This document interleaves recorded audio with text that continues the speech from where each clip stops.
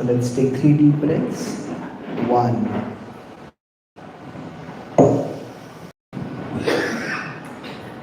2,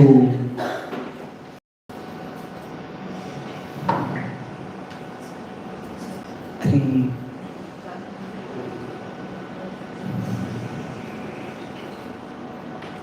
4. Together, the sound Om.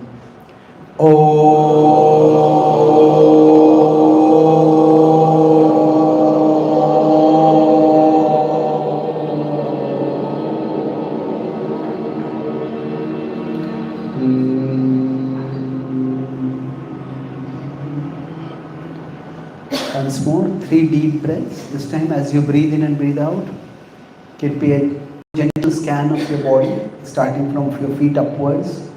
Wherever you notice any tension, any knot, just squeeze and release so that you can be more relaxed in that part of the body as you breathe in and breathe out. 1,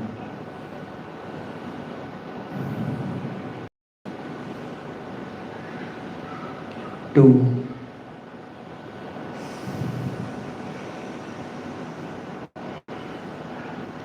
3, 4.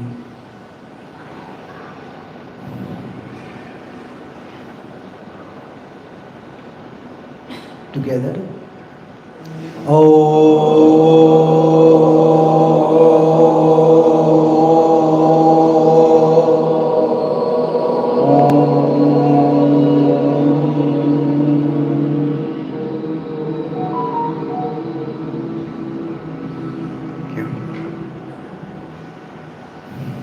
One last time, 3 deep breaths. This time you can pay gentle attention to your face. See whether your forehead, your eyes, your chin, wherever there is any tension, squeeze and release as you breathe in and breathe out. 1,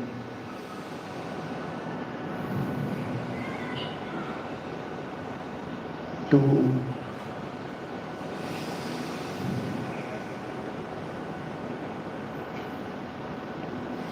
3,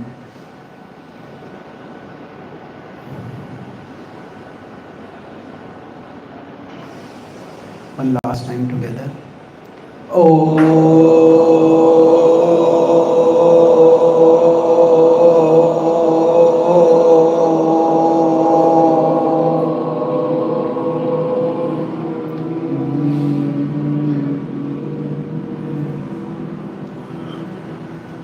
You can take a couple of gentle breaths and then you can open your eyes.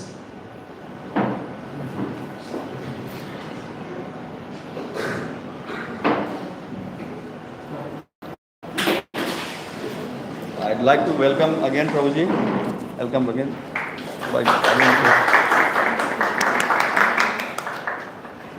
Thank you.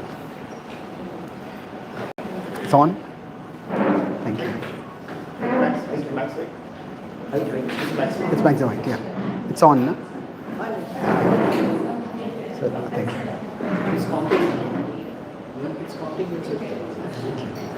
So thank you all for coming today. And I once gave a seminar on about in London, and I started by talking about how there are many misunderstandings about what are misunderstandings. So I'll start with the understanding of misunderstanding first, and then we will move forward towards, I'll give you a map of what we are going to discuss in three parts. See, broadly speaking, there are 2 kinds of people in the world. Some people are wise and some are otherwise. So, Krishna talks about Bhagavad-Gita, Daiva Asura Sampada Vibhaga Yoga. Now, it's not just that there is 2 kinds of people. Sometimes we ourselves, we sometimes act in a way that is wise and sometimes we act in a way that is otherwise. So, broadly, most people do not want to have misunderstandings. Life is difficult enough, and when we have misunderstandings, it becomes even more difficult. So, most people do not want to have misunderstandings, but still misunderstandings occur. So, when misunderstandings occur, if 2 people are acting, see, normally I act in a way that I disturb you, and then you act in a way that you disturb me, and together we create a disturbed home, and then we create a disturbed world at large. So these disturbances that happen, they happen for many reasons. One of them is misunderstanding. So misunderstanding could be about what the other person said, what the other person did, why the other person said what they said, why they did what they did. So I'll be discussing in the context of the Ramayan how misunderstandings occur among certain characters and how they deal with them. Now when we are wise, we try to seek the right understanding. When we are otherwise, we just jump to a particular understanding, which often is a misunderstanding. And we will try to avoid that. Now broadly, so what I'm going to discuss now, we are going to navigate this. The two main concepts and diagrams I'm going to go through in the 3 sessions. So we can consider that there are 4 possibilities. So there is I and you. So I understand or I misunderstand, and you understand or you misunderstand. Based on this, we can have 4 quadrants. I understand but you misunderstand. Both of us misunderstand. Second quadrant. You understand but I misunderstand, and both of us understand. Now among these 4 quadrants, which is the best place to be situated in? 4th quadrant. Yes, this is the best. Now which is the worst? So both, second quadrant. Yes. So I speak something and you misunderstand it, and then you speak something and I also misunderstand it. Now if I understand and you misunderstand, then generally it is frustrating for me. It is. And if you understand but I misunderstand, it's frustrating for you. So both of these can be frustrating, but for different people. So we would like to, whatever we are going to do in this sessions, broadly we had 1 session today, tomorrow 1 session, but it's 2-part session. So what we are trying to do is, from wherever we are, we will try to get to quadrant 4.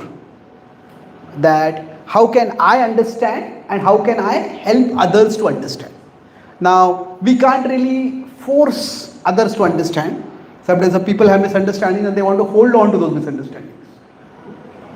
But we'll try to see how we can get to the quadrant 4. If not to quadrant 4, at least we can try to get to quadrant 1, where at least I am understanding you even if you're not understanding me. So best is if we can get here. If not, then at least this is in our control. So this is one map which we are going to discuss. The other map which I'll be discussing, and initially it might seem a little more conceptual, but having this conceptual framework will help us to go through the incidents and make those incidents more relatable for us. Generally, so this is where I'll go to the Bhagavad-Gita before I go to the Ramayan, that the way we function in life, the Gita explains that our existence is multi-level, that we have our senses, our indriya. We have our jnanendriya, that is right now you are hearing. So that is through the jnanendriya. So you are hearing through the ears, you are seeing through the eyes. Then we also have our karmendriya. Karmendriya is the senses through which you do actions. Then both of these are centered around our mana, our mind. Now beyond the mind is the Atma, the soul. So now what happens generally when any event occurs, there are 3 steps. So the example often given for this is that the indriyas are like the horses, and the mana and the buddhi, depending on what context is that, inside us is that which controls the horses. So now when the horse sees something, the horse is going straight, And the horse sees, hey, there is a carrot over there, I want to eat that. So as soon as the horse sees, there is a distraction. The horse sees, hey, that's the gazelle, I want it. The horse starts running in that direction. Once it starts running in that direction, getting it to control is much more difficult. If it best is that we have some blinders so that it cannot see anywhere else except the straight ahead. So if it doesn't see anything distracting, that is the best. If it starts seeing and then seeking it, chasing it, it becomes more difficult. Now even when the horse is running full speed, we can still pull it back, but it will require much more energy. Now sometimes the horse will just go off the road and throw the person on the horseback or on the chariot off the chariot. And still they can get up and pull the horse back, but it will require much more effort. So here, when we talk about misunderstanding, that why I said that many misunderstanding is that at what level the misunderstanding is occurring. So the first is, so I like to use an acronym here called PIE. The PIE, what we eat a pie, but sometimes the pie is sweet, sometimes the pie is not so sweet. So at the level of the Jnanendriya, we have perception. So sometimes our perception itself is wrong. What I am seeing, maybe I saw incompletely, maybe I saw inaccurately. So perception is wrong. At the level of the mind, there is imagination. When we see something, we think something about it. We imagine about it. So sometimes we may go wrong at the level of imagination. Most of the times when we talk about misunderstanding, it is at the level of the mind. That, okay, you saw something, but you misunderstood me. But it can also be at the level of seeing itself. And then the third level is where there is acting or execution. Now, once things go to the level of execution, that means we speak something to someone. Say, maybe we see somebody eating a lot of food. Say, what a selfish person you are. What an uncontrolled person you are. You will think like that. But if we go beyond that, we speak it. Now once we speak it, it becomes much more difficult to take those words back. So when we want to avoid misunderstanding, the best way is to have correct perception. The second best is, so we try to have accuracy or clarity in our accuracy or precision in our perception. The second is that, okay, I saw something, but then I need to have accuracy or clarity in understanding. Okay, what actually happened over here? And third is that, okay, I saw something, I understood it a particular way, but what am I going to do about it? Let me not be hasty. Let me be patient. Let me not do actions, especially that are irreversible. There are many things we can do. All of us, when we get angry, we speak some words. Now, some words are harsh. Somebody may raise their voice, and that's unpleasant. But somebody uses some very offensive swear words. Then that may be something which the other person will never forget for the rest of their life, isn't it? So we'll try to consider what we're going to discuss is, at each of these levels, can we create some boundaries for ourselves? So boundaries can help us to check whether my perception is correct. Boundaries can help me to check whether am I imagining in the right way, am I understanding in the right way. Because many times when we see something, when we understand, what are we doing? We are linking what we see with what our previous understanding is. And then after that, how do I act? So let me give a simple example to illustrate this. This happened almost 15, 17 years ago. So I stay in an ashram in Mumbai, Radha Gopinath temple. So I had given a festival talk, and after that a lot of question answers. So after the talk got over, I came down to the prasadam area, and because I had come late, much of the prasad was over. And there had been some dessert, some sweet was there, and it was over.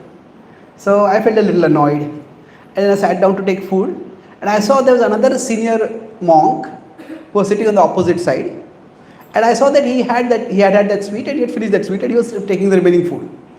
Then suddenly he asked those who were serving, "Is there any more sweet?" And I was thinking, you already had one serving. Why are you asking for more? And then one person said, no, Prabhu, we don't have any. He was asking second person, third person. And because he was a little senior person, everyone was running around. Is there some sweet somewhere available? He's asking. And then finally, as he was asking more and more people, is there any sweet? Is there any sweet? I was becoming a little judgmental. And then finally, many times when people do serving of the food, those who are the servers, sometimes they make their own plates and keep in advance. Because in case all the food gets over, they may not get anything. So one of the servers, he had kept his plate and he brought his own plate and started serving the sweet from his plate to this devotee. And I was thinking, this is too much. You already got a helping and you're taking somebody else's first helping for your second helping. And then as he was about to serve, at that time, he said, no, I already got, I don't want. And he pointed to me. He did not get any sweet. Can you give to him? So now I was thinking that if that last incident had not happened, that this person, this one of the servers had not been proactive enough to get that, I would have gone on with the conception that this person is so uncontrolled. Isn't it? So what happens is that there are many times when we see something, when we see an action, we attribute a motivation to that action. That motivation is at the level of the mind, it's at the level of the imagination. So now we may say if somebody is asking for food, it is for themselves. That's an obvious way of thinking. So it's not wrong, but it can be wrong. So there can be misunderstanding can happen at the level of perception. In this case, the perception was, okay, I saw something. But the assumption that came from the perception, while it was reasonable, it was wrong. So many times when we see people do some things, the misunderstandings occur because maybe I have not seen enough. So I observed till the last point and then my own perception was corrected. So we will try to see now, when I talk about this perception, imagination and action, all these three are important. But we will see how these three are cyclic, and we can check ourselves at each of these three levels. So with these two concepts at this clear now, I'll talk about 2-3 different incidents from the Ramayan. See, among the various sacred books in India, the Ramayan is among the most relationally intense books. There is, of course, a final war that is there. There's a war in the Mahabharata also. But the Ramayana has a lot of close relational situations which lead at times to misunderstandings. In the Mahabharata, it's not so much misunderstandings as there are some misunderstandings, but more than misunderstandings, there are miscalculations, or just there are evil people. Duryodhan does not misunderstand Yudhishthira. Yudhishthira does not misunderstand Duryodhan. Yudhishthira just has opposite values. So we'll talk about 3 incidents mainly, and I may not go over all the incidents today, but we'll look at these incidents to see how misunderstandings occur and how they are dealt with. So the first misunderstanding incident, we'll look at how long the misunderstanding stays and how it gets resolved. So there's a misunderstanding between Bharat and Lakshmana. Then there's a misunderstanding between Ram and Lakshmana. And then there's a misunderstanding between Vali and Sugriva.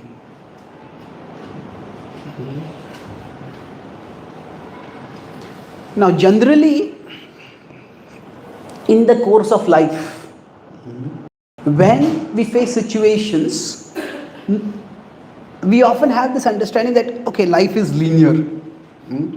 That, okay, in a chronological sense, okay, it was yesterday, now today, now tomorrow. We think of life as linear in that sense. However, the path of life is often curving.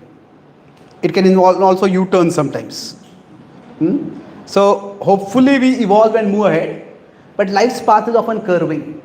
And even in relationships, sometimes we feel I've come closer to this person, but sometimes we feel far away from that person. So both our own inner growth and the outer growth of our relationships, it's not always linear. So in the course of life, we are always making choices. Say if somebody is talking with us, and we say we are listening, but we are looking at our phone and looking at a message. Now that's a choice we are making. Now maybe that's not the best way to talk with someone. The other person may feel that you're not paying attention to them. Now some choices have relatively small consequences. Some choices may have huge consequences. So if somebody is telling us something and we don't pay attention to it, it may not make a difference. But somebody is telling us something, okay, need to get this by this time. Let us get it by 6:30. And we think, okay, I thought you said 6:30 in the evening, but you had said 6:30 in the morning. That could be a big problem. So basically, in life, in one sense, every moment is like a choice. This is the path. So every moment there is a choice. But some choices, they are relatively small.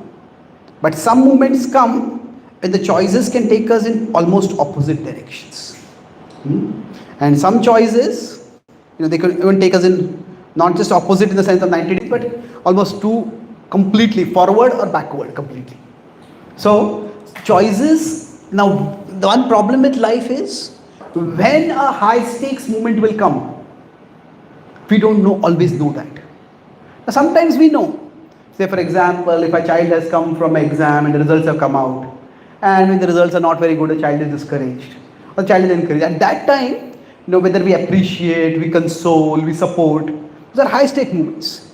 But every day our child comes home and maybe something has happened on that day, the child is disturbed and we are just not available at that time. We may not know when it's a high stakes moment. But sometimes some moments are very high stake. So high stake means the path thereafter can go radically different. So there are low stake moments in life and there are high stake moments. And now when there are these high stake moments, that is when misunderstandings can prove very costly. So what are these three incidents? All these three incidents happen at high stake moments.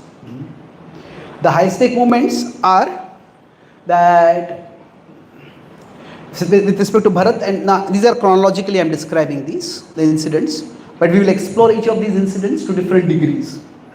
Now when Bharat comes to the forest, at that time the Lakshman has gone with Ram and Sita to the exile, and they are staying in Chitrakoot. Chitrakootadri Niketan Rama.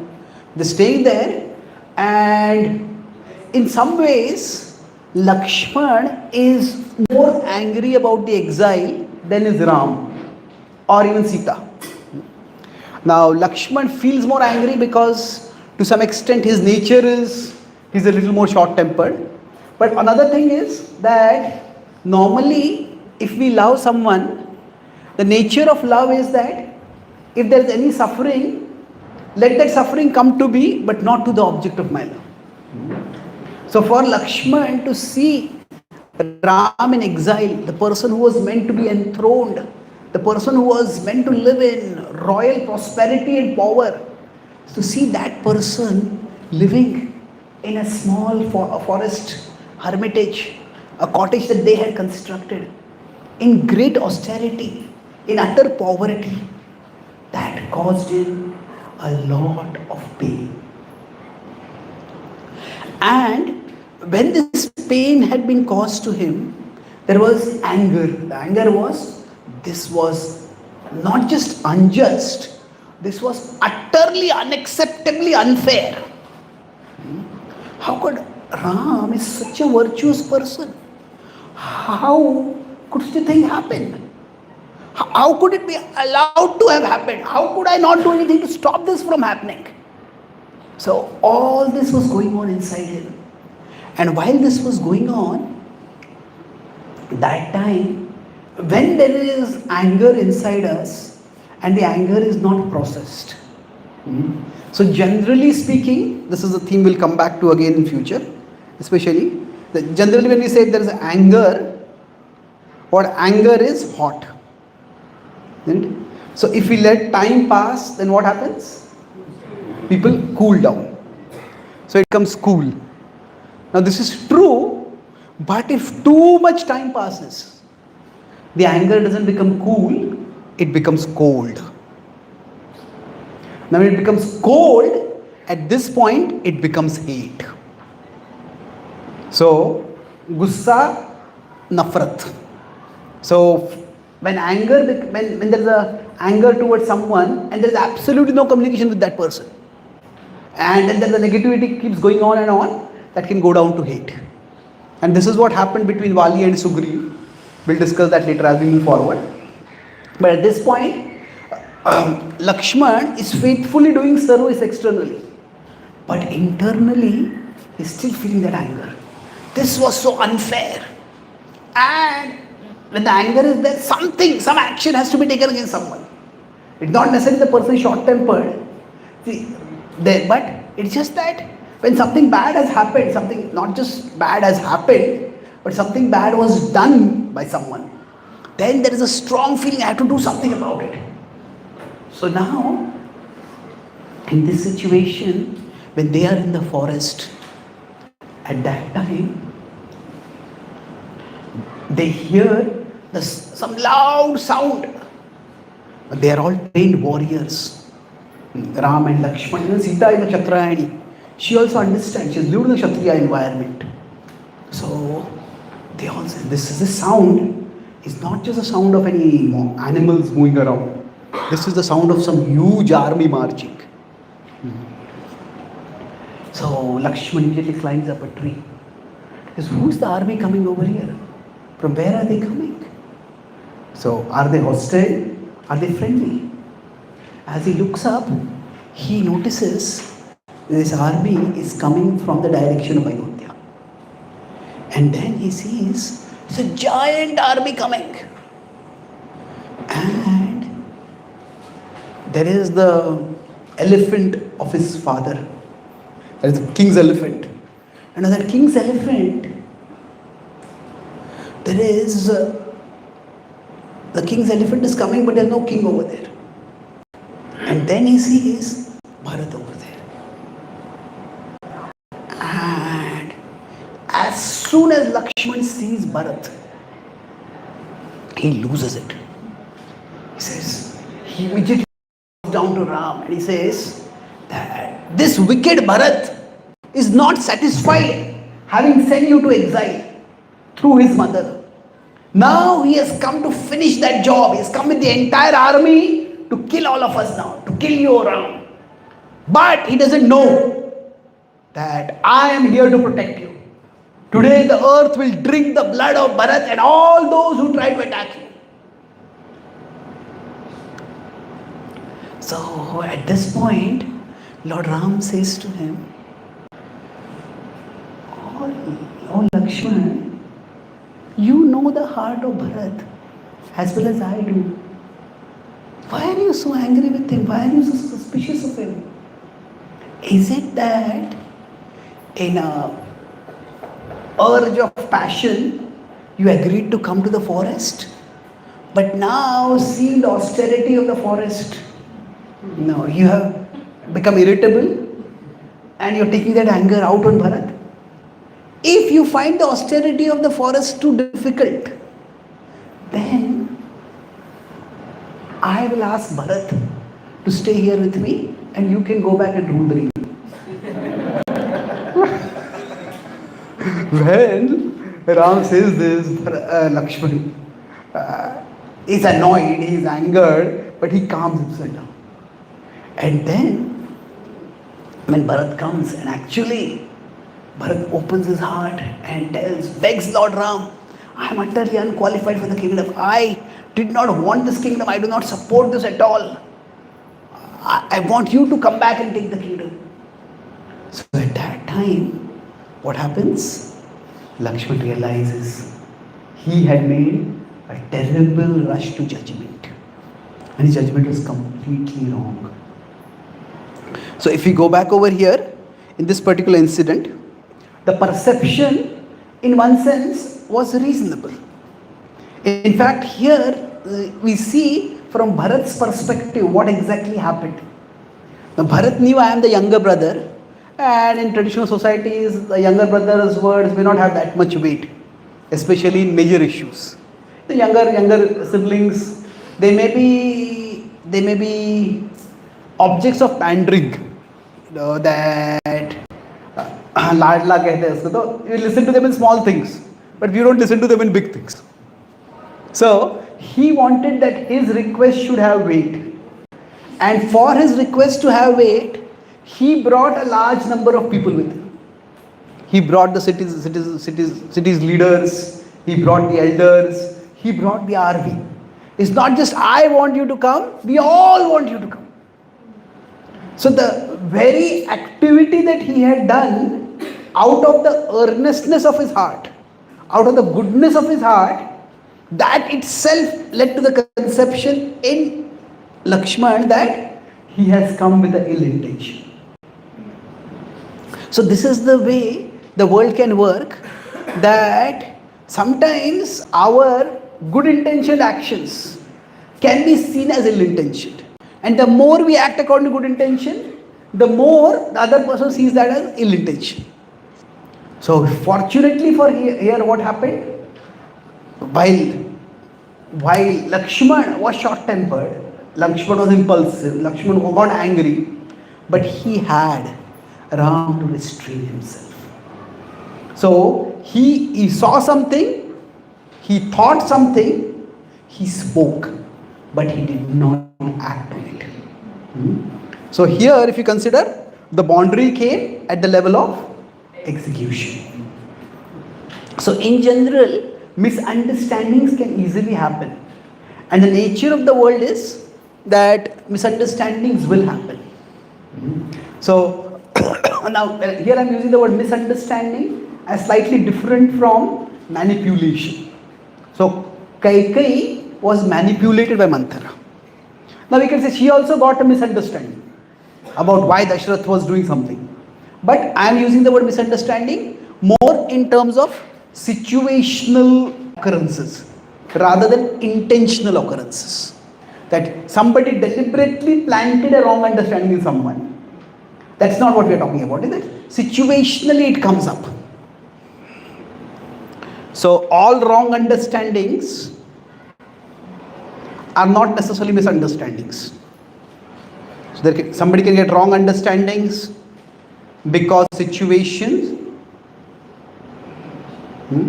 Sometimes you can get wrong understanding because of external, or you can put it, others' intention. And sometimes we may get wrong understanding because of our own intention. What does that mean? That it's like some people have got such disagreements or such negative opinion about the other person. It's almost like if you say yes, I will say no. So whatever is your opinion, my opinion is the opposite of that.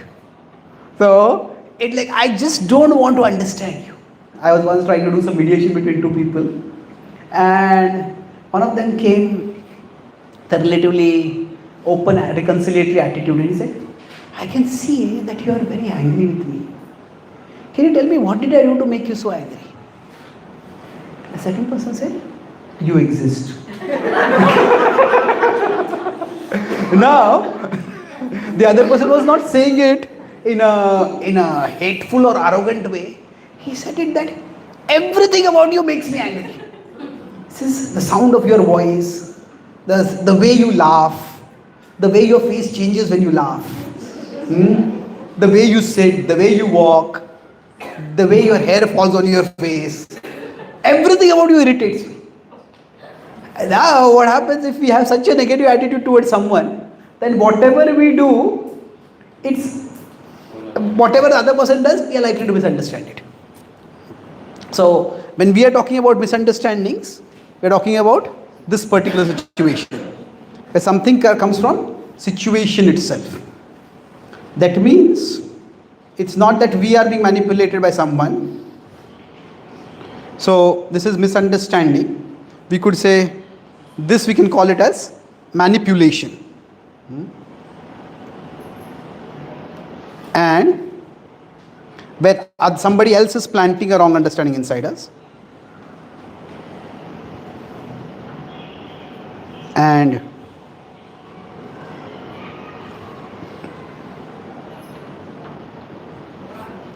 this third, we can call it as bias or prejudice, where we are just not ready to give the other person the benefit of the doubt. So here we are assuming that two people are both well intentioned, both of them want to move in the right direction, but somehow situations lead to problems. So when the misunderstanding occurs, what are the ways in which misunderstandings can be prevented? So one of the things which already discussed is that which came up with, there was somebody to restrain Bharat, to restrain Lakshman, and that was Ram. So this is where we'll talk about the solutions to misunderstandings later. But this is one particular incident. So going back over here, I said here there is a soul, and here there is next to the soul is the mind. So generally, most misunderstandings occur in the mind. Based on some perception, and most often what happens, we look at people through our mind. Our mind is the place we imagine, we analyze, we evaluate, we arrive at some understandings. So we look at people and their actions through our mind, and that's natural. But when we have some close relationships, when say somebody has done something objectionable, this person has done something objectionable, and then we are looking at them through our mind, we might say this is a terrible person, this person has done something outrageous and they deserve to be punished. But if we have someone who is our well-wisher, who is close to us, then that same person's actions, our mind is giving us some understanding, but instead of looking at that person through our mind, what we do instead is we look at our mind through that person. Instead of looking, we have a third person. Instead of looking at others, so this person spoke like this, that's a terrible person he or she must be. But okay, that's my understanding. Is that the actual reality? Maybe, maybe not. So here, how it was, Lakshman was here, Ram was here for him. And what Bharat did, he was able to correct that. He was able to correct his understanding of that because of the presence of Ram. And not just the presence of Ram, because he was ready to listen to what Ram said. He was ready to wait and watch. He didn't immediately attack. So this is how misunderstandings can occur. Instead of getting escalated, they can be minimized when they occur. So we may come back to this particular incident once again, but let's go to the second incident for now.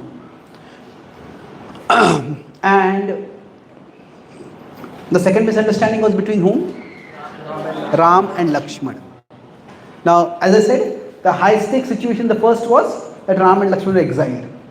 The second high stakes situation was the abduction of Sita. So, in this particular situation, the way things worked out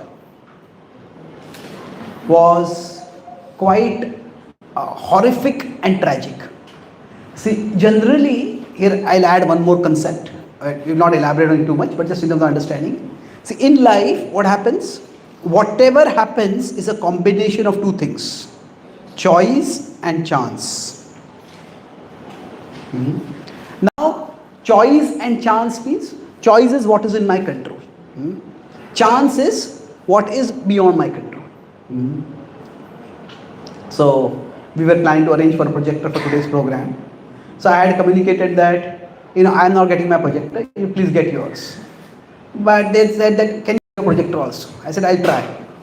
But somehow the communication happened that I'll be getting my projector. Fortunately, they were able to get the projector here and it worked out, so things went on. But now, choice is how I communicate. Chance is how the other person understands. So sometimes what happens, in general, whenever misunderstandings occur, so if some misunderstanding is awkward, which started from some mistake.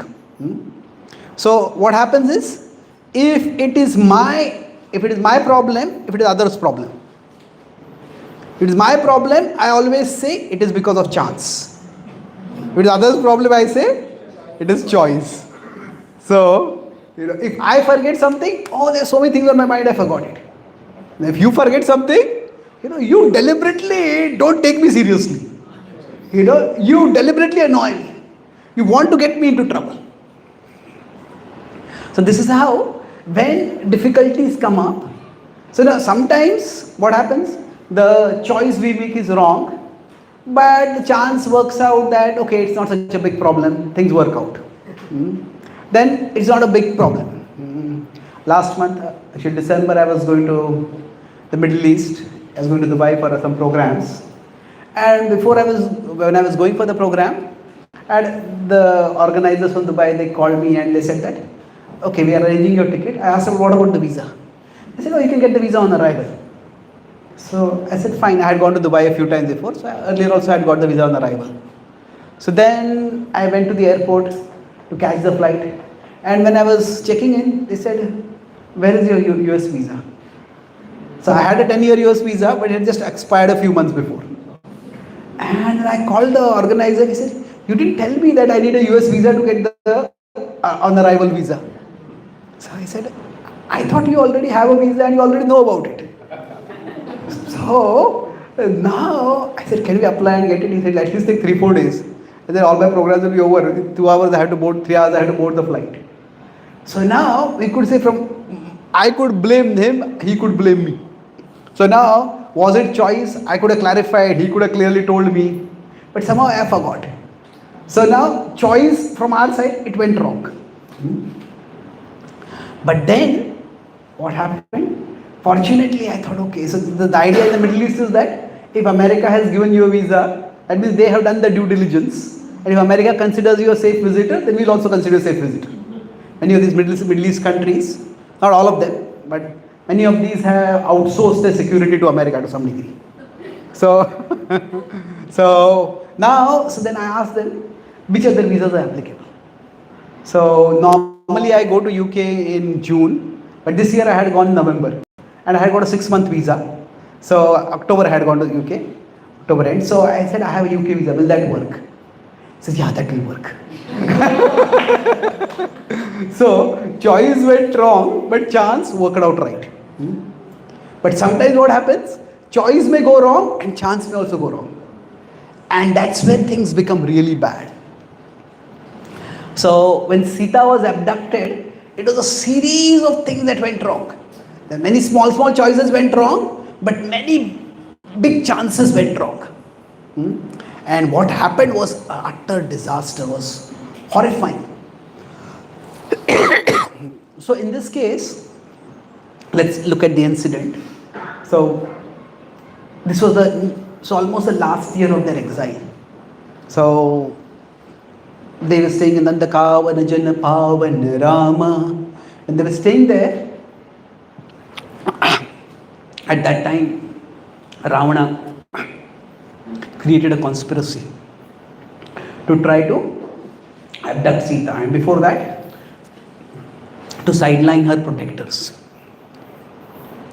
So he conscripted and forcibly recruited Maricha, who took on the form of a magical deer. Now when Sita saw that deer, the deer was frolicking outside their hermitage, and she immediately called, hey, just see how beautiful this is. Say if we are in our house and suddenly we see a beautiful rainbow, we'll call, hey, just see the rainbow. It's like that Sita called. They all came inside watching. And Sita turned to Ram and she said, this deer is so beautiful. can you get it as a pet for us?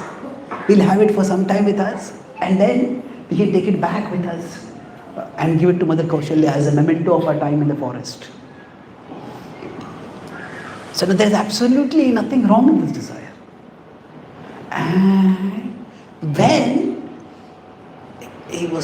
she spoke this, Lord Rama looking at the deer, he was looking at her, he was thinking, and Lakshman said, I don't think this is a deer for real. Sometimes in English they're saying that something is too good to be true. So this is so beautiful, it cannot be a real deer. And he said, normally a deer is a harmless creature. Other animals move around near a deer, but there's no other animal near this deer. So Sita said, Lakshman, you are very suspicious. And now when she said this, is referred to the earlier incident. When Bharat had come and Lakshman had said that he has come with ill intention. He said, we are very suspicious. Now Ram heard both of them and now he had to make a decision. So he thought that Sita has come with me faithfully to the forest and she has bore all the austerities of the forest without complaining, without demanding anything. And now she's making this one small request. Let me get it for her.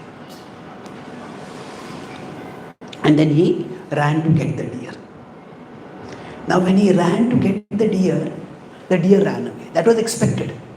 But the speed with which the deer ran, it was almost, the deer seemed to be very shrewd. That it would just trick around. Just when he seemed to be about to catch him, suddenly it would start running very fast. Suddenly it would take a huge leap. Sometimes it would appear as if it's appearing and disappearing. And now, as Ram was chasing the deer, inside him also, he was remembering Lakshman's words. So, as they went further and further and further, he started feeling, maybe Lakshman is right. An ordinary deer cannot jump so high. An ordinary deer cannot appear and disappear like this. So, as he ran and ran, finally he decided that Lakshman is right. Therefore he said that, let me shoot this deer. He said, there's some conspiracy going on over here, we'll finish it off. So then he shot an arrow. Now when he shot an arrow, at that time the deer tried to jump and dodge the arrow. But Lord Ram had been observing this deer for a long time and he anticipated how it would jump. And he shot the arrow accordingly. He is known as Amogha Sharam, one whose arrows never miss the target. And the deer jumped into the air, and where the deer jumped, the arrow went and hit him there itself. And the deer screamed loudly and fell with a huge thud to the ground. And when it fell, its actual form was revealed. It was actually a demon and not a deer. There are people who are Kamarupi. Many demons are Kamarupi, means they can change their form according to their desire. But this is something similar to how some people can mimic somebody else's voice. Isn't it? You can, while having fun, you can mimic some relative, some politician, some elder person, whoever. So now we can mimic people's voices, but say we are mimicking someone's voice and somebody comes and slaps us at that time. And we may yell at that person. When we are yelling, we won't yell in the mimic voice. Isn't it? When we yell, when the pain has come and the sudden shock has come, what will happen? The attention and the energy required for mimicking, we don't have that. Oh, what happened over here? So like that, we will relapse into our normal voice. So similarly for these demons, they may be able to change their form. But when there is sudden threat, they are having a severe lethal attack, maybe a mortal attack, where their life is endangered, at that time they cannot maintain their facade. They start reverting back to their normal forms. So at that time, Ram saw that this is actually a demon. And he just ran up to the deer to make sure that the demon that is actually dead. And then he whirled around. He realized some real conspiracy is afoot. And that's Ram's suspicion and anxiety became even more, because in the final breath, this demon called out, "Hey Lakshman, hey Sita!" And he called out very loudly. So I was giving a talk on this in America, and one devotee's kid, he said, "I have a question." In the middle of the class, he said, when this demon called out, "Hey Lakshman, hey Sita," why didn't Ram not call out, "Hey, that was not me"?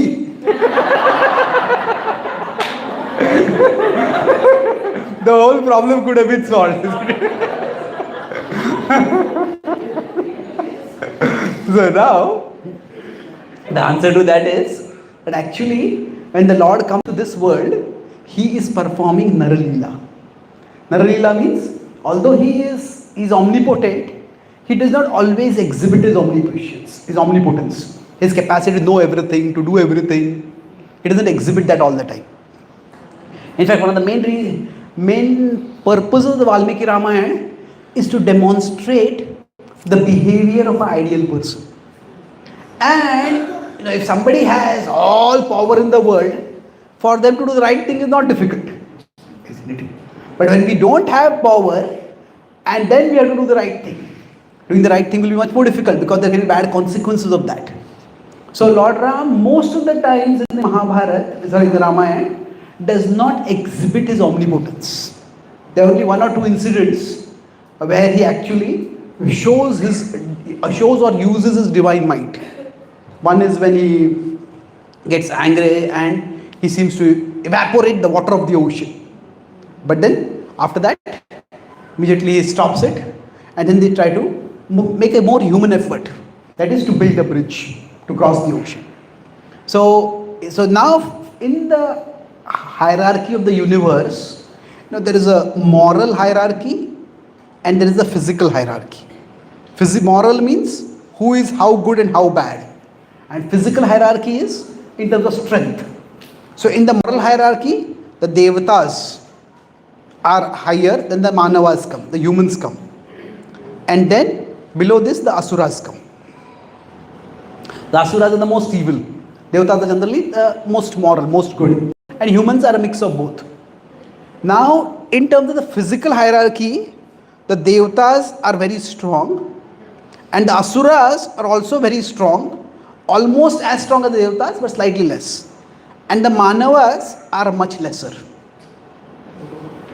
So Lord Ram is in the role of a manava and Maricha is in the role of a asura. So Maricha's voice, being a demon, was much louder, and Lord Ram's voice, being in a human role, was much lower. So that's why Lord Ram could not call out, and he turned around and he ran back. Now when he ran, at that time he was in great anxiety. He has to get back to Sita as quickly as possible. And the meanwhile, something else was happening. See, now Ravana's plan was that he will get at least one of Sita's protectors away. He had actually thought that most likely Lakshman may go, because Lakshman is more in the servitor role and Ram is more in the master role. So when Maricha allures, at that time Lakshman may go. And then if Lakshman calls out for help, so Maricha would have called out in Lakshman's voice at that time, and then Ram would go. His hope was both of them would get drawn away. Now when Ram went, Ravana was watching all this. Now this was a bit unexpected, but he was happy because he knew about Ram's prowess, not so much about Lakshman's prowess, because it was Ram who had single-handedly fought and destroyed his entire regiment at Janasthan. And one of his generals, Akampan, had told him. And Lakshman had been deputed at that time to protect Sita. So Lakshman had not fought. So Ravan's plan was that I will try to get Sita without messing with any of her protectors, without having to fight with any of them. But I have to fight with them, then the lesser one is better. So if both of them go away, that is best. So from Ravan's perspective, when Ram went away, that was the best thing that could have happened. And then, due to a whole series of misunderstandings over there, which we will explore in tomorrow's session, what happened over there, how between Sita and Lakshman also there was misunderstanding, and it will take more time to discuss. So, but here Lakshman also left. And when Lakshman left, Ravan thought, yeah, this is like sometimes we make a plan, and sometimes our plan, we make a plan, okay, 100% will work. Most of the time our plan may work 60%, 70%, 80%. But Ravan's plan, it may work 100% over here. Everything worked. And then, in some ways, the misunderstanding that happened in Sita and Lakshman would never have left. But because of that, Lakshman left. Now when Lakshman left, he started chasing in the direction where Ram had gone, and he could see some footprints over there. It was not such a long distance. And as he was charging through the forest, he heard some sound. Somebody else is charging through the forest. So he hid behind a tree and waited and watched. And he was in great anxiety. The one part of him, Lakshman had great confidence that Ram would not be in danger. But since Sita had forced him to go, so he wanted to reach Ram as quickly as possible and then make sure that Ram is okay and then come back to make sure that Sita is safe. So he was still conflicted. And on top of that, he was very hurt by what Sita had spoken in order to get him to go away. But when he saw Ram, at that time, he felt relieved. That if somebody is acting in a very unreasonable way, Sita was accusing him in a very unreasonable way. I cannot make her see sense, at least Ram will make her see sense. And Ram is safe, and now we can go back to Sita. So for multiple reasons, on seeing Ram, Lakshman became pacified. But on seeing Lakshman, Ram became agitated. He says, why are you here? Why are you not with Sita? Now Ram explained at that time. Lakshman explained to Ram, and Ram just brushes aside. She was in anxiety, in sentiment, in a brush of sentiment, she spoke something. Why do you take it so seriously?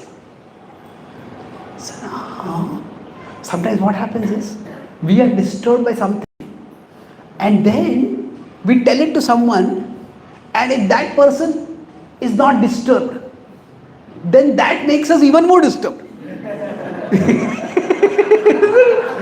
Don't take it so seriously. Don't take it so seriously. He says, how can you not take it seriously? Isn't it? So, since my childhood, I have had a lot of interest in the English language. So, like whenever I read anything, there's like a 24/7 proofreader on in my brain. So any notice, any poster, any announcement, everything, I'm constantly proofreading it. And many times Indians often make a massacre of English grammar, isn't it? Now of course with ChatGPT everybody has become good in English. But many times it would happen that somebody there will be notice and there will be something wrong over the spelling. And I say, hey, this is wrong, we need to correct it. Nobody will notice it, this is. I said, it is a notice, how will nobody don't notice? Everybody understands, why don't you understand? So, we all have certain things which are important for us. And when somebody else doesn't take it seriously, we become even more agitated by that. So, now Ram did not take it very seriously. But either way, both of them charged back. And when they came to the hermitage, there was no Sita over there. And this was disaster. What had happened? They look around, or They saw some footsteps, some sign of running, some scuffle, but there's absolutely no sign of anything. Now at this point, Ram could have blamed Lakshman. I told you to stay by Sita's side. Don't leave her. And Lakshman could have said, I told you it was not a deer, it was a demon. Why did you listen to me at that time? Both of them could have accused each other. And what was a bad situation could have become worse. And both of them would have been justified. Lakshman's warning had turned out to be right. And when some misunderstanding happens, misunderstanding leads to some difficult situations. It's like, there is a difficulty. The difficulty may come as a situation itself. It's a situation. Now, in that difficult situation, there can be a misunderstanding. And when the misunderstanding occurs, at that time, that can increase the difficulty. So, as I said, when difficulties come up, it is easy for us to consider the other person's action was wrong and it was by choice. Why did you make this choice? And my action, this is chance.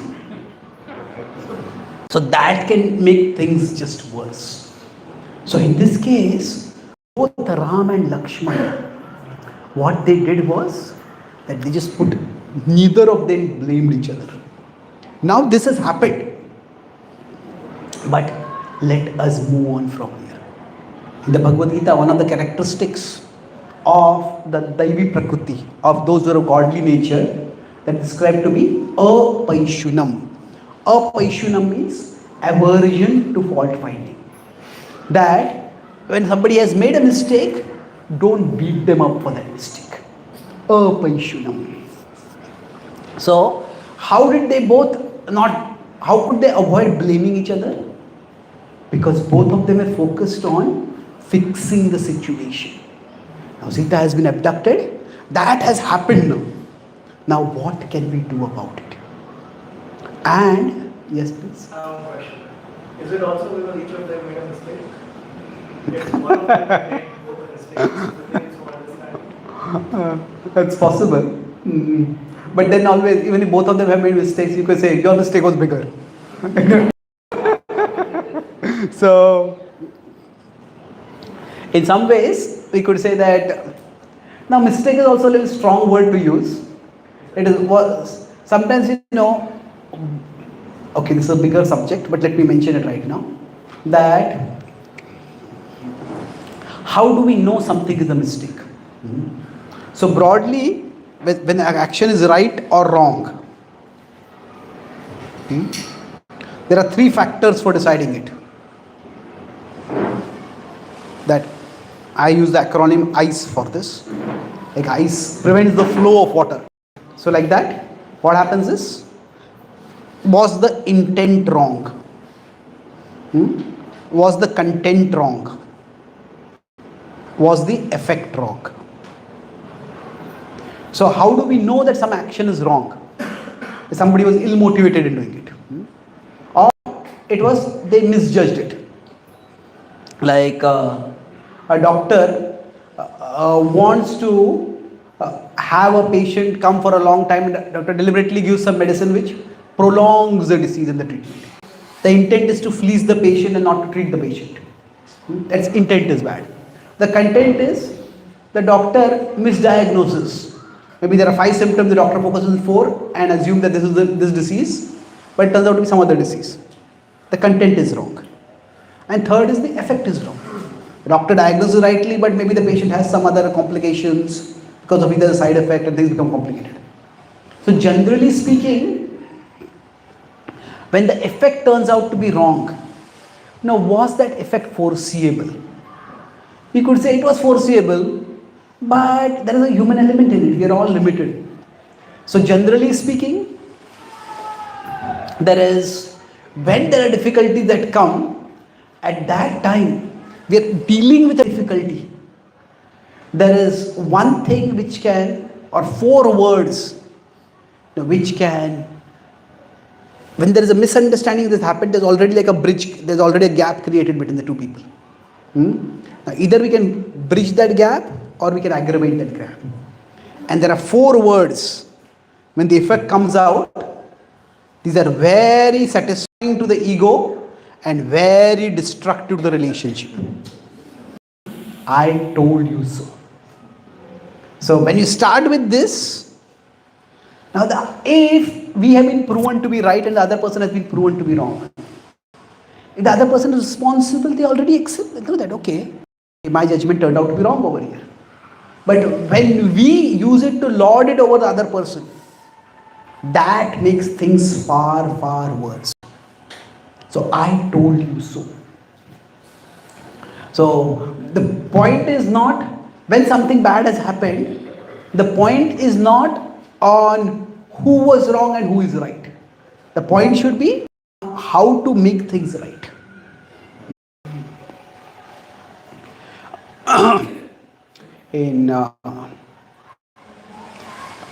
It happened in UK. I was in one devotee's home and they were telling about how they had a child, and when the child had fallen sick,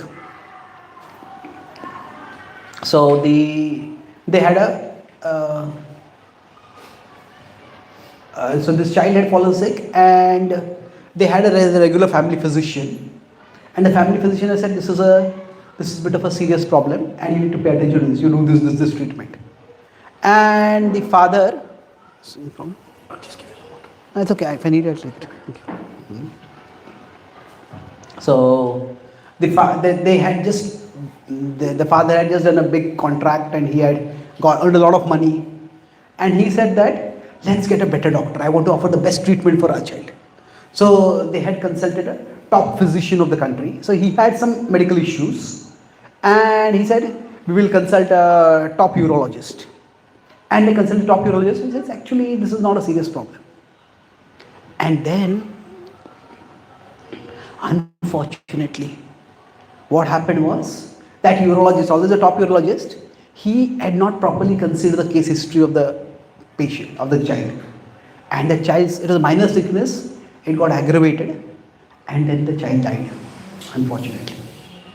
And then the mother, she had felt that this physician knows us, if he's saying that there's something wrong, we should have it treated. Father said, no, we have this top urologist, we shouldn't be panicking so much. So then at that time, they had the mother started feeling that, you were so concerned with prestige, you were so concerned with showing off to the world that you have so much wealth, that you can get such a doctor, that you neglected the person who could have taken care of our child. And the husband was saying that I just wanted to offer the best treatment for our child. I thought he's a much more reputed doctor. He said, no, but you went based on reputation, not based on the history. This physician had treated our child very well in the past. So they were, both of them, I was staying at their home for quite a few days, and they told me about this. Then I told them the story of the abduction of Sita. I told them that at this particular point, Ram and Lakshman, this Sita had been abducted. Now the difference of course was that Sita could be found. Now of course the child has departed, so you may say that the child cannot be found again. You cannot, I said, but the point is that both of you, this is the time when you need to come closer to each other. This is the time when I asked what happened here, the Mataji was saying, the lady was saying that, you are so concerned with the reputation. And then the Prabhu was saying, whatever I do, it's never enough for you. You always find fault with whatever I do. So then I told them that, both of them, I asked them, do you feel that your husband loved your child or didn't love your child? So of course he loved your child, loved our child. And I asked the Prabhu, did you feel that your wife loved your child? He said, of course. I said, focus on that the intent was not wrong. The intent, both of you had the best intention. But life is such that sometimes things work out terribly. And at such times, it's just, we need to accept that this has happened and starting to blame each other. There is sometimes we need to find out who is responsible so that we can fix it. And sometimes fixing it requires recognizing that nobody is responsible for this. So both aspects are there. And sometimes just things happen. Nobody is responsible for it. So many of you may know that I need crutches for walking. So when I was I was staying in Chandrapur. At that time it was a fairly underdeveloped city in Maharashtra. And my mother took me to a polio clinic to get the vaccine. It was a clinic, not a polio clinic. The clinic to get the polio vaccine. And the polio vaccine was the most reliable vaccines. And unfortunately, because it was a small town, there was a power supply outage was there. And the power supply outage meant that the previous night, the power supply to that particular hospital and clinic had gone off. And because of that, the vaccines had got heated up. The fridge did not have power supply. And neither attendant nor the physician noticed it. And when I was given the vaccine, at that time, instead of preventing polio, it ended up causing polio. Now, I don't remember any of it. I was just one and I was learning to walk. And I fell down and I couldn't walk normally thereafter. But I had a maternal uncle, very close to our family. And he was quite well-to-do financially, and he is settled in America. He's now settled in America. He's took many of our relatives also to America. So he and my mother were very close to each other. So he had told my mother that, because how to manage it now. It cannot be cured, it can manage it. Because how to manage it now. It cannot be cured, it can manage it. They tried many things. So what could have actually lead to a rupture in the relationship? It didn't happen. So in one sense, as I said, responsibility means at one level, you have to say who is wrong. Who was wrong or who did something wrong. That's one way of understanding the responsibility, so that we can fix it. But another way to understand it is that no one is wrong. That sometimes things just happen. And trying to pin the responsibility on someone, that will only make things worse. That responsibility means the focus is always forward looking, not backward looking. Forward looking means, okay, how do we fix the situation now? And now, sometimes to fix the situation, we need to look backwards. Okay, who did something wrong? But sometimes it happens that looking backward does not give us any clarity. That it is that I can blame you and you can blame me, and things don't move ahead with that. So both Ram and Lakshman focused on how do we fix the situation. And that's how what could have been a potentially volatile situation that could have become even more explosive, it did not become that explosive. I'll summarize what I discussed today. The third interaction between Bali and Sugriv, I'll discuss in tomorrow's session. And this is where things unfortunately went down. I talk about the 4 quadrants. In both these incidents, we said we came to quadrant 4 eventually. And that's how the situation did not escalate. But there, situations escalated. So tomorrow we'll be contrasting between Bali and Sugriv, and then Lakshman and Sita, what happened. And we'll see how in one case things became irreversibly bad, but others it did not become. So dealing with misunderstandings was our topic today. So I talked about the 3 main parts.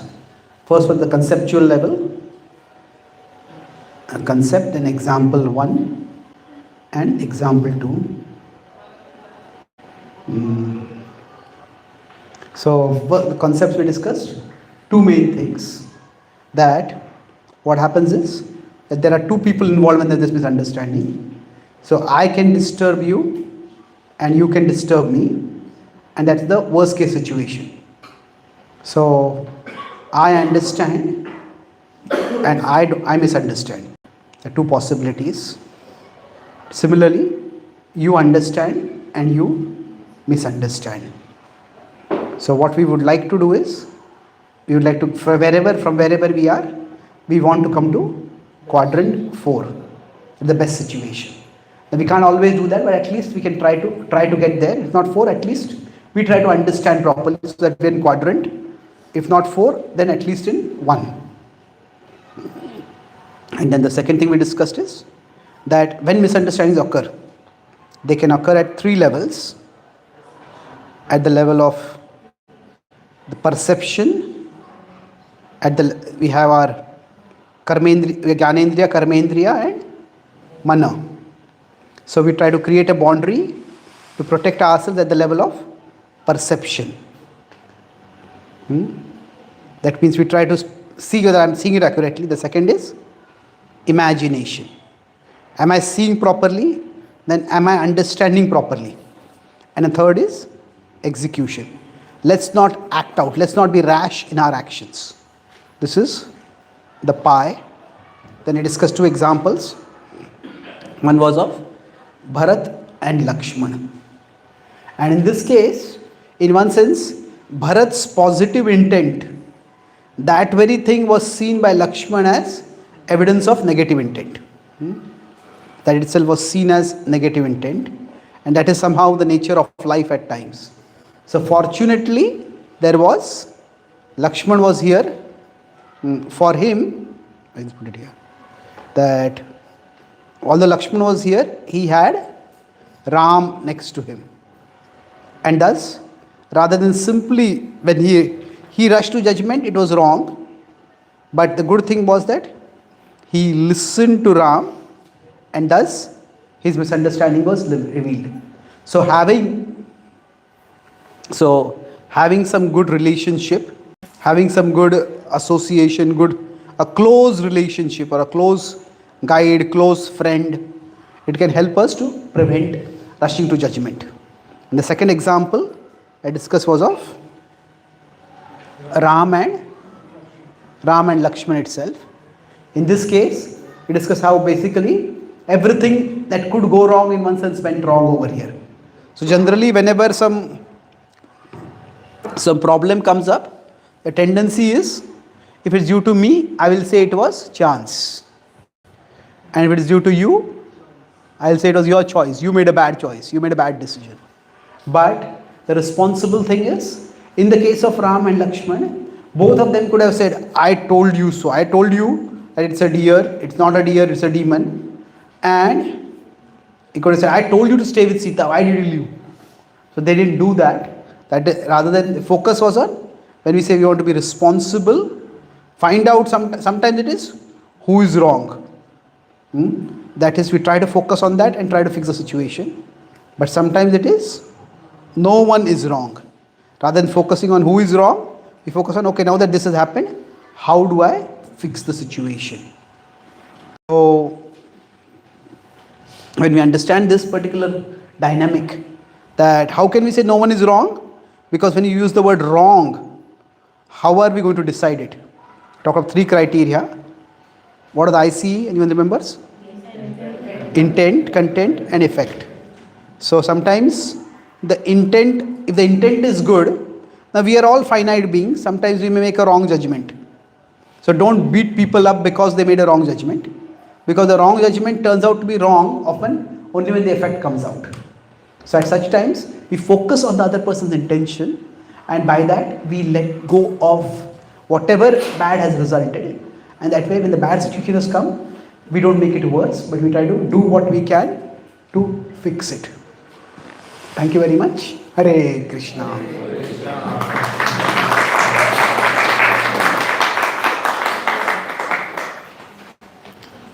Would be happy to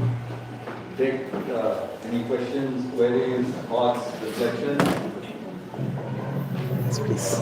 We'll start with you and then. Continue. Hare Krishna Prabhuji. It was a very, very insightful session with lot of practical examples which we could relate to.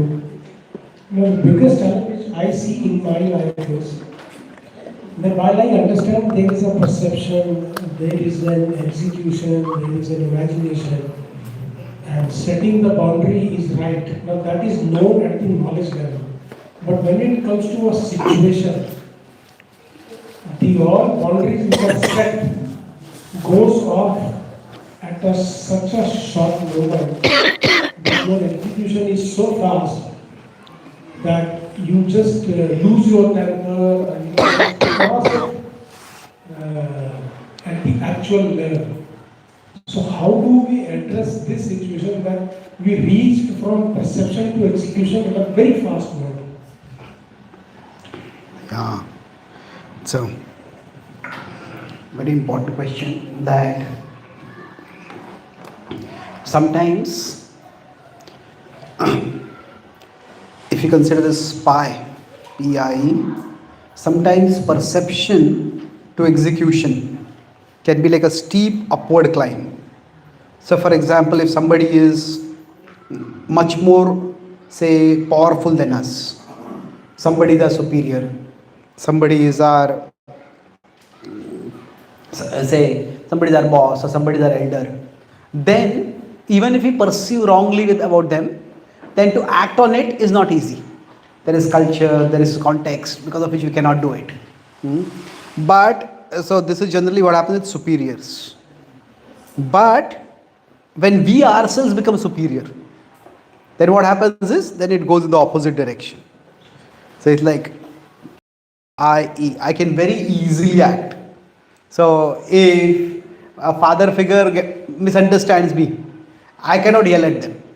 But if my child misunderstands me or if my child does something wrong, child hurts me, then I can become very angry with them.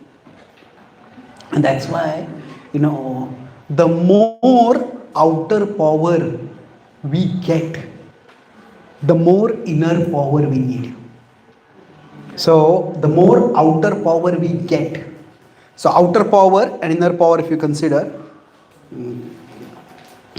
outer power is basically how fast I can go from perception to execution. So can go. And inner power is where I actually go from perception to execution. So in America, for example, it's considered to be a fundamental right of every citizen to have guns.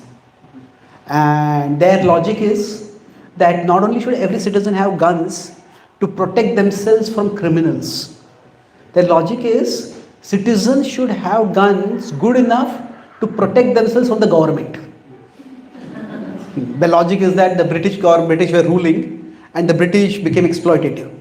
And that time the Americans fought a war, American War of Revolution. So their logic is that ordinary citizens should have military grade weapons. So now, well, that's one way of looking at things. People should have outer power.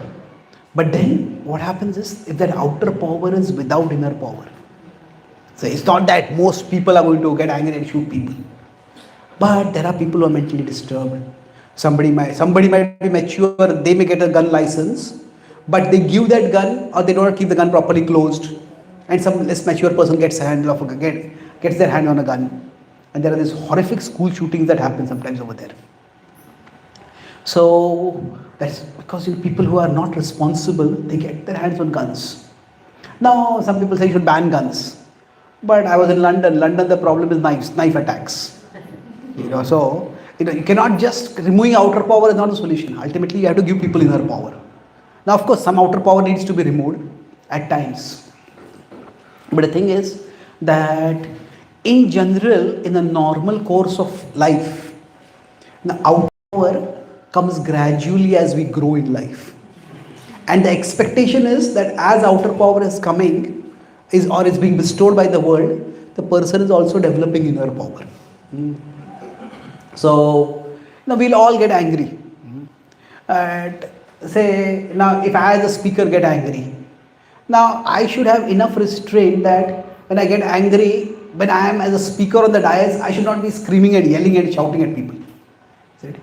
Now I might get angry, but I need to have that much level of control that I do not do that. And now if somebody doesn't have that level of control, if they become a public speaker and they get angry and they start using swear words when they're angry, then they should accept maybe I should not be a public speaker. So at one level, we should not accept outer power if we do not have the corresponding level of inner power. Like if somebody is not mentally stable enough, then better don't keep a gun with you. Now in one sense, our tongue is like a permanently loaded gun. We all have with us all the time. So it is a difficult situation. But in general, so this is the dynamic that wherever we tend to use the outer power wrongly, it's better to not keep that outer power. Recognize one way to become trustworthy is to know and accept when we are not trustworthy. What does it mean? Now, trustworthy is a little judgmental word, but I'm using a functional sense over here. If I have some very urgent work to do, I have to catch a flight, and for that I have to wake up at 4 o'clock. And my track record is, when my alarm rings, everybody gets alarmed, but I don't wake up. Then better tell someone to wake me up. So it's not untrustworthy in a moral sense, it's a functional sense. So we all need to recognize our limitations. That's one aspect of it. So that means voluntarily restrict outer power. That if we cannot have the inner power, in some areas, voluntarily giving up that outer power is not a bad thing. It's actually can be very helpful and very protective. Like in the West, drinking is a very common part of the culture. There was one European British author, he said, the taste of wine is the proof that God loves us. If God did not exist, how could something as tasty as wine exist? That was their logic. But the point is, even in such a culture where in all parties people drink, some people who are alcoholics, not everybody who drinks is alcoholic. They can become, but it's not that everybody who drinks is alcoholic. But if somebody is alcoholic, then even they go for a party and somebody offers them drinks and they say, I'm alcoholic, I don't take drinks. Other people respect that, okay. You won't take it, we will give you some non-alcoholic drink or whatever. So the point is that person has to acknowledge that I cannot hold my liquor. I will take one and that one will not stay one. Now better to not take one also, why take the risk at all?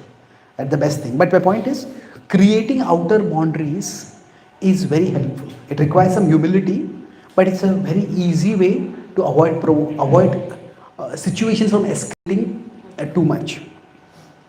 Now the other side is that along with that, quite often we have our mind which is very much emotional, and we have our buddhi, our intelligence.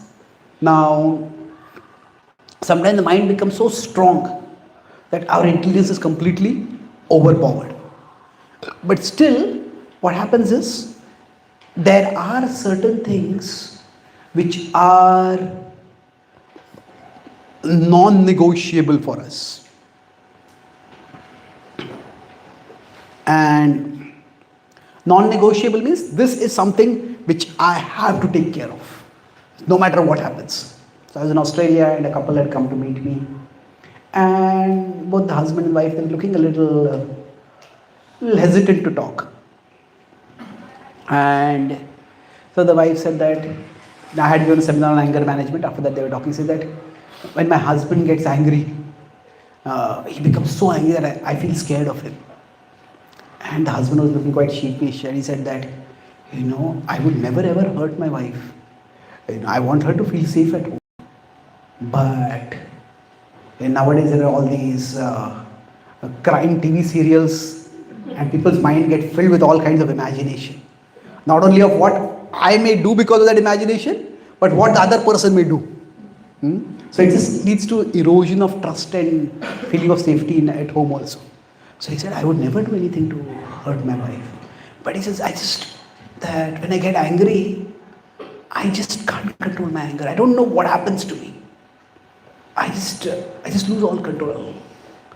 So then I asked him, where do you work? He said, I work in software. I said, how is the workload? Sometimes it just becomes too much. He said, so do you feel sometimes angry with your boss? He said, yes, of course. Do you yell at your boss?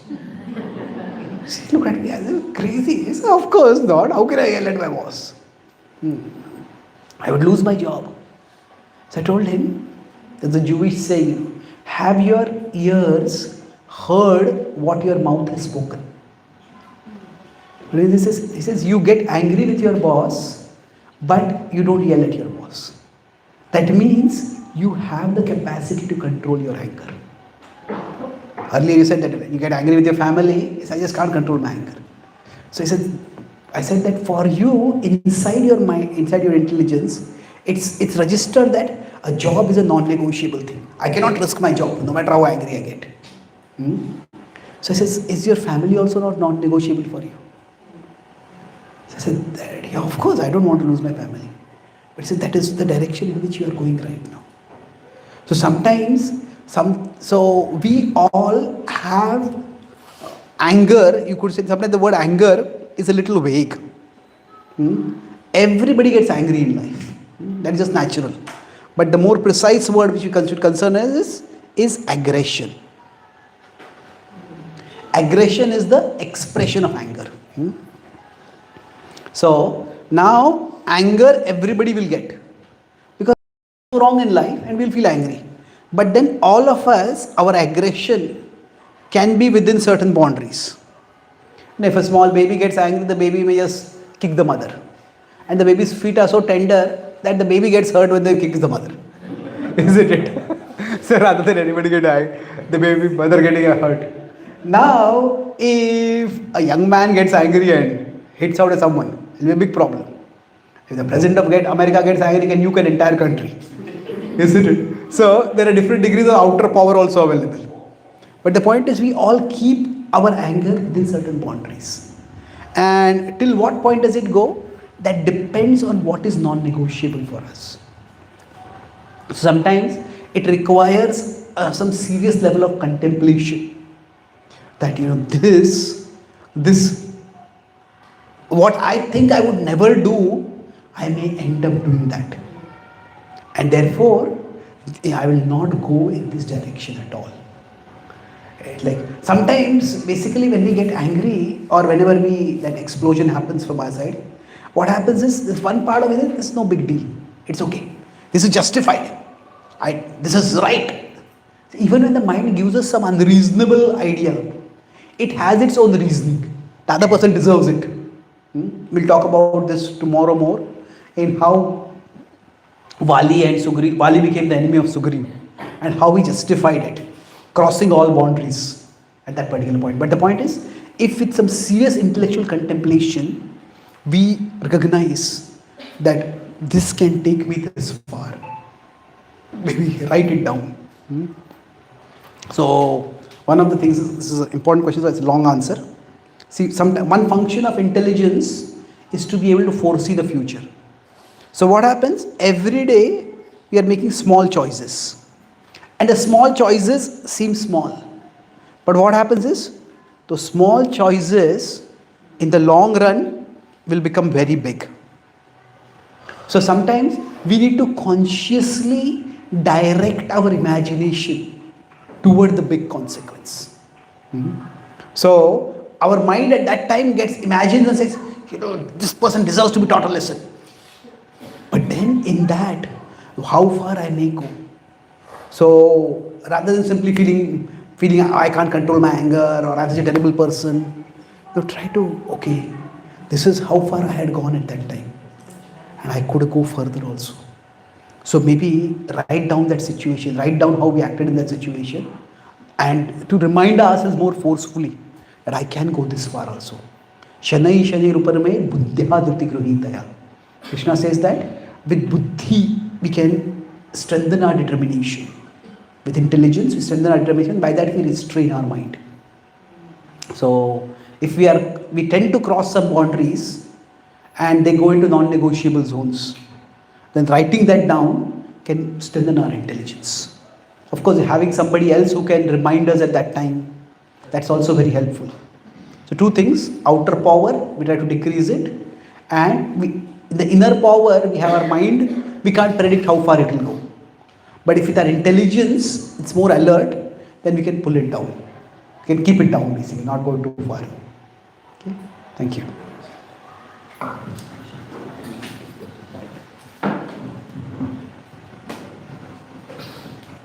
While the mic is going, in case some of us have questions and we may not have time today, maybe you can either. We'll have time tomorrow for question answer also. Yeah, or you can maybe.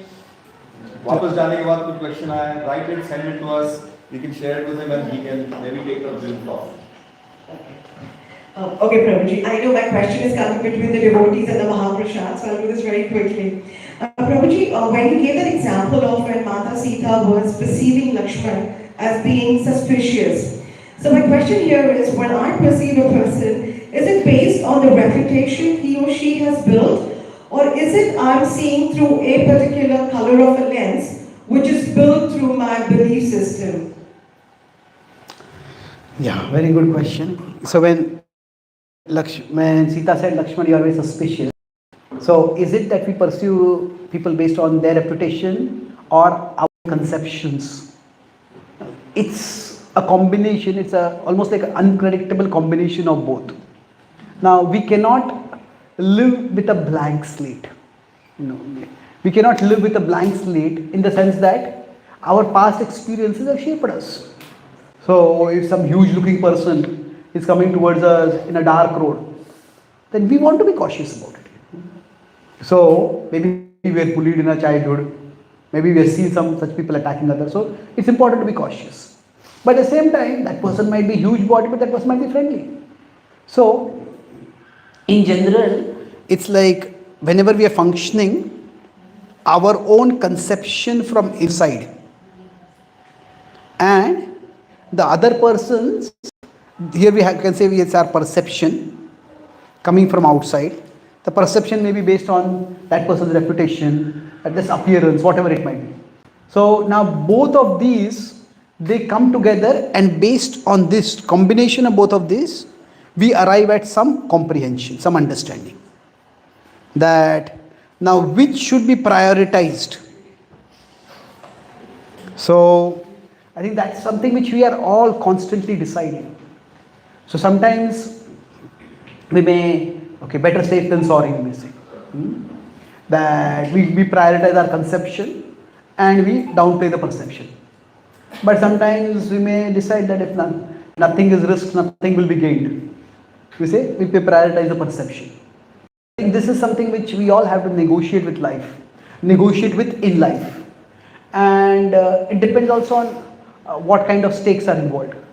If somebody wants us to invest money somewhere, now we may consider the reputation of the person. But then some people themselves may have a nature by which they don't want to get the high risk investment. I prefer low risk investment, even low returns are there, that's okay. So I think it's a combination of both, and generally depending on what is at stake, we may decide whether to prioritize perception or to prioritize our conception. Thank you. Hare Krishna. Another question? Yes, ma'am.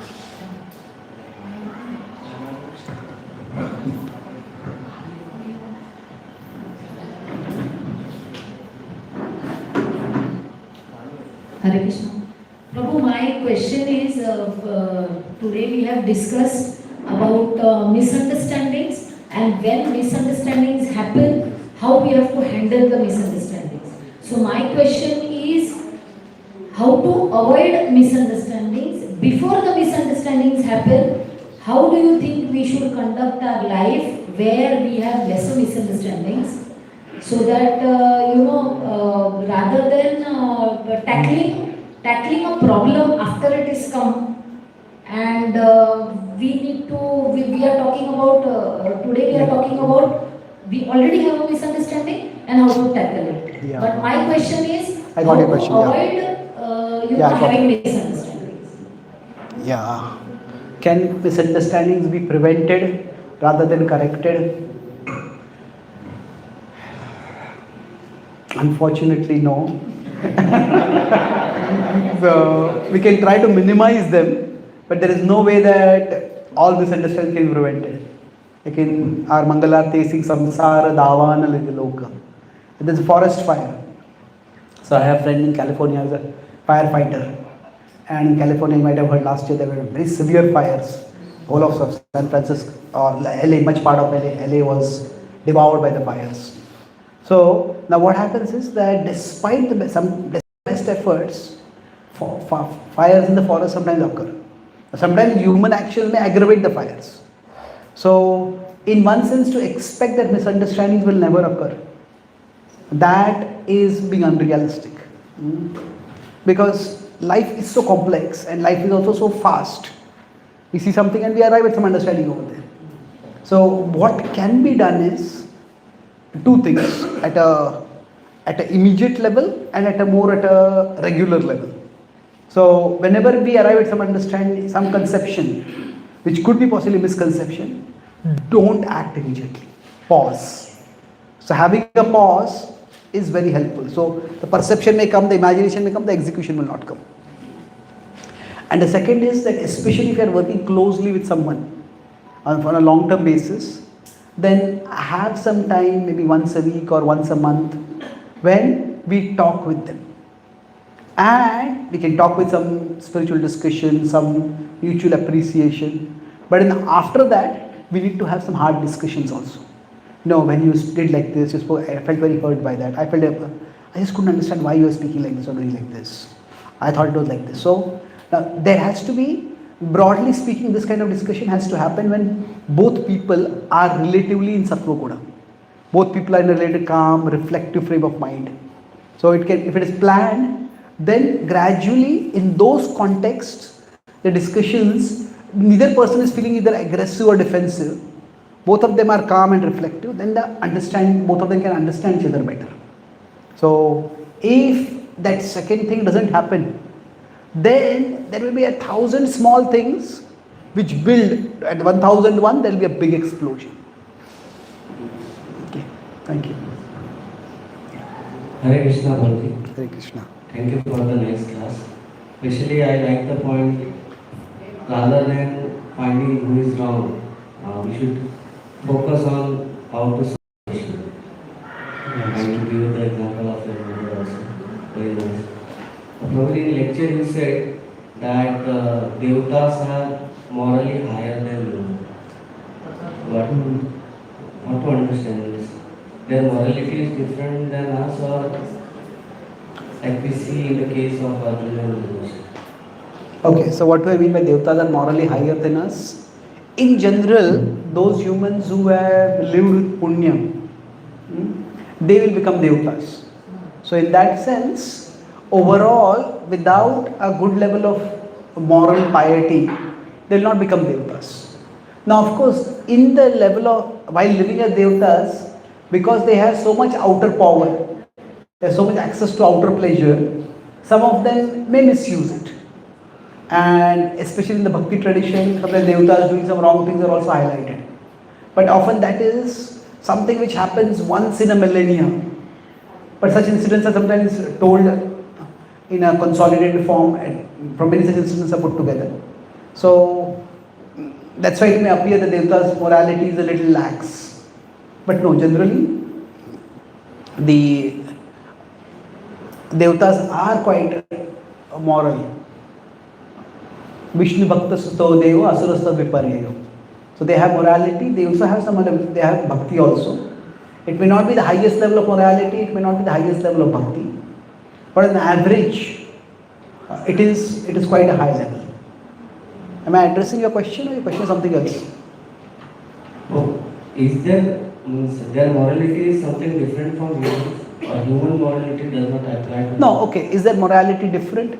See, even if it is different, but still, morality is morality.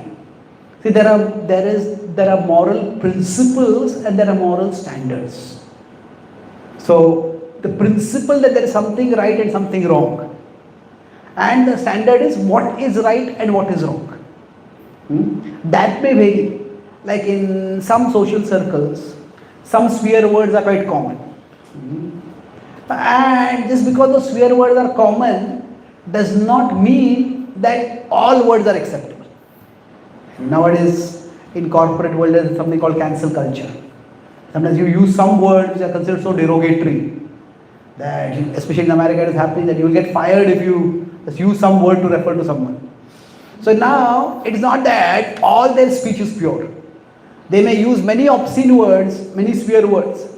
But so the moral principle and moral standard are different things. Moral principle is there is something right and there is something wrong. The moral standard is what exactly is right and what exactly is wrong. So the moral standards may be different even in different countries, what to speak of different planetary systems. But the principle of morality, of there being a right and wrong, that is universal. And within that, they are able to, the Devatas generally, whatever is the morality for them, they live within those moral limits. Does that answer your question? Yes, sir. Thank you. So, shall we continue tomorrow? Any last question? Okay, one last question. Do we have a mic?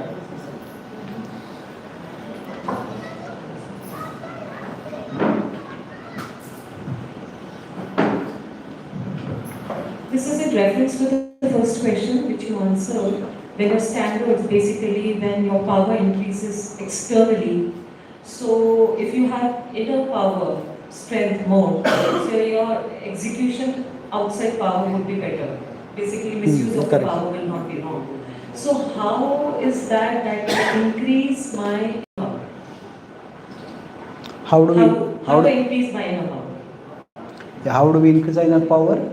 Basically, there are two things we'll discuss about this. One is buddhi and the other is bhakti. So by buddhi, the sharper becomes our buddhi. By that, the negative tendencies, even if they come up, we detect them faster. We restrain them faster. Anger comes up within me, but with my buddhi, I recognize this will lead me into a lot of trouble. So I don't do it. Now, by bhakti, what happens is there is shuddhi, there is purification. So the negative tendencies don't come up only. So both of these are helpful, buddhi and bhakti.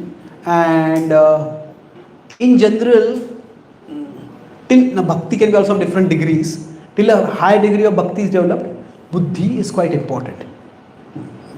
Now I have a friend in the military. He was in Kashmir for some time. So he said that at one time Kashmir was very anti-India. Even now there are elements. But the idea is that the 3 levels the government worked. One was we tried to seal the border so that from outside at least no cross-border terrorism is weapons are coming in. That's what we talked about, outer boundaries. We have that. The second is that now there are people who are unfavorable to India inside India. Now we have to have the word intelligence also refers to government intelligence.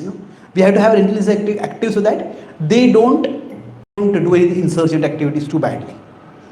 But we cannot restrain the entire population for the rest of history. We have to win over the population.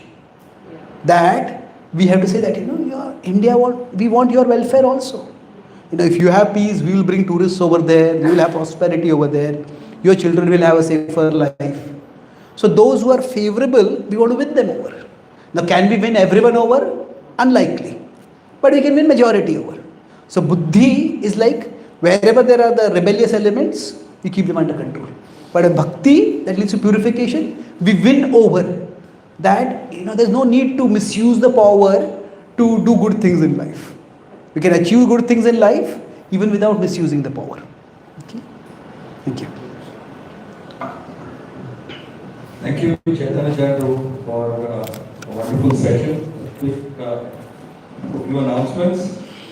So we're going to have Prashad now, and tomorrow's session is from 3 to 6 p.m. Please note. We'll start sharp at 3. You get the book, one copy. Break also in between, 3 to 6 maybe? Yeah, definitely. At 4:30. We'll have a break also in between. but we start sharp at 3 and I think we'll most probably sharp and end sharp at 6 because there's a